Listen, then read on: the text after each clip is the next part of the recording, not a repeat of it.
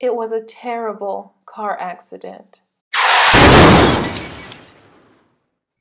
The driver of a black SUV was left unconscious. The second vehicle held 3 passengers. 2 of them, a man and a woman, a newlywed couple, were seriously injured. They embraced each other, praying that help would come soon. The 4th victim was not so fortunate. 5 minutes passed, and the 3 survivors were quickly transferred to the nearest hospital. The days passed, and the couple recuperated. The man was the first to be discharged from the hospital 2 weeks after the accident, but he stayed by his wife's side 7 more days until she too could go home. But the man from the black vehicle would still not wake up. The nurse that was taking care of him could see that among his belongings was a driver's license that stated his name, John Simpson, 40 years old. He was an American citizen from Memphis, Tennessee. His wallet didn't have a lot to say, and his few belongings didn't supply enough information to locate a family member in the city. The only hope was that one day John would wake up and tell his story. For the time being, it was all a mystery waiting to be solved. 4 weeks passed, and on one Thursday morning, John finally awakened from the coma in which he had been deeply asleep. But the medical staff soon discovered that it was impossible for John to remember who he was. He had awakened with amnesia. The doctor explained that the memory has its own rhythm and that little by little it begins to recuperate. But you have to be patient, the doctor said. Memories often return in no specific order. After carefully explaining his situation, the doctor gave him a card. "Call me if you have any problems or if you get lost," he said with a slight smile. And just like that, John left to wander the streets with only his driver's license, the only document that stated his name. He tried to not worry about his situation, perhaps because meditation on the subject would be too much to bear. He kept walking without any particular course. He arrived at a train station and sat down for a while to clear his mind. John observed the passers-by with the faint hope of finding a familiar face.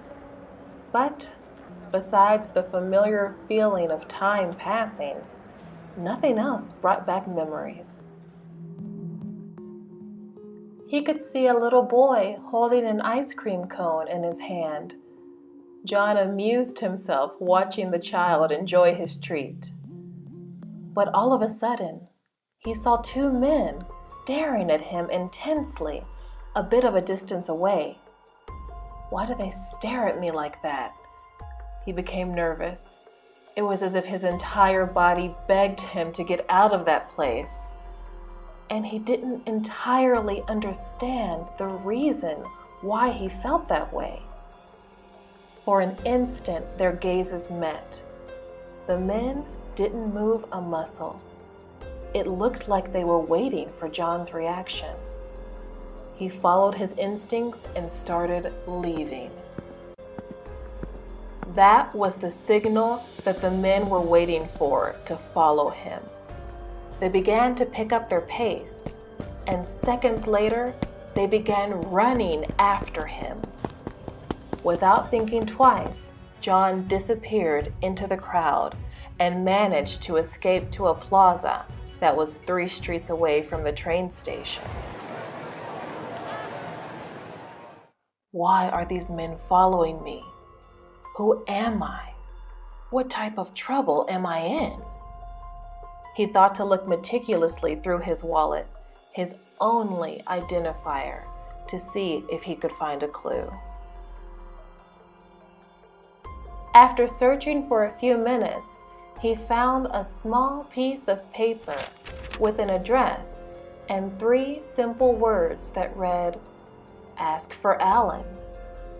He did all he could to not draw attention to himself. It wasn't easy, but he finally found the address. But now, the fear of the unknown threatened to overtake him. But his distress was surpassed by his curiosity, and even more so, his need to survive. So he mustered up the necessary courage to knock on that door.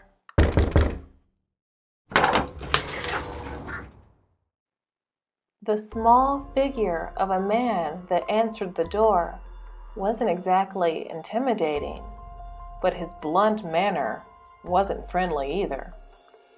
Alan asked for identification, and John handed it over without saying a word. After the man verified the document, he proceeded to make a baffling statement. "It's all ready." He immediately got out a suitcase and showed John his new passport with a lot of money and a plane ticket to Germany. He explained that his last mission as an undercover agent had been a big success, and that triumph had won him his freedom.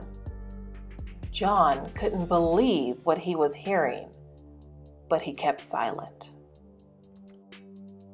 When he left the man's house, he got rid of his old license, throwing it into a trash bin. He bought dark glasses and cut his hair. He then headed to the airport and awaited his flight, drinking a coffee while hiding behind a newspaper in order to not draw attention. A few hours passed and his flight arrived.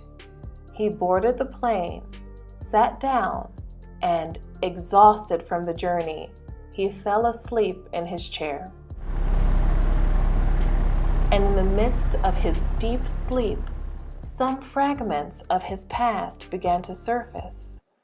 He was being followed, and just when he thought himself safe aboard a train, new enemies arose who didn't plan to leave him alive.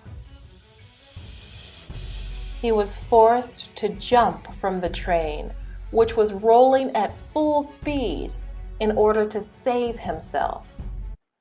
The turbulence of the plane shook him, and he awoke, sweaty and dazed from what he could barely remember from a tumultuous past. He looked at the clouds outside of the window, and with them, he calmed himself, knowing that he now had new horizons ahead of him.